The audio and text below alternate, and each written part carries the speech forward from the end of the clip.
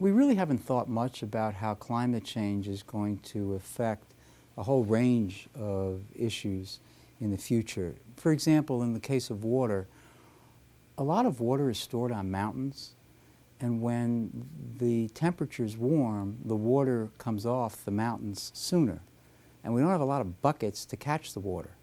And so when it runs off sooner, we run out of water in the West. And as a result, there isn't water towards late summer and fall when we need it for crops or for other purposes.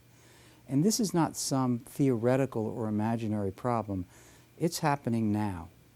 And as a result, we have to figure out solutions, and some of them pit established interests against each other. So for example, in Colorado, farmers who have what are called senior rights to the water are in a position where their water becomes very valuable. Now, is it a good idea for cities to buy up those rights and make it impossible to have farms near cities? Maybe that's not a good solution.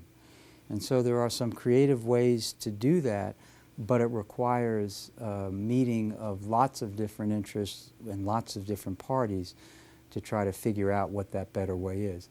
Colorado's been very good about thinking about those issues.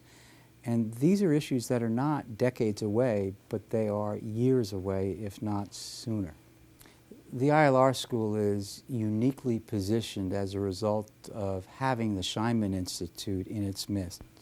The Scheinman Institute is teaching the next generation of neutrals about how to mediate and arbitrate and resolve conflict. And that's such a necessary skill, whether it's next door or in the United States or internationally.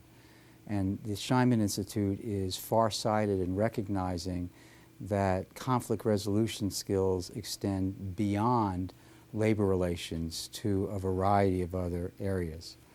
And I'm grateful that I can come back and teach a 7-week class every semester to students on environmental mediation, which is far afield from labor relations, but is an outgrowth of the use of mediation in fields that desperately need those skills.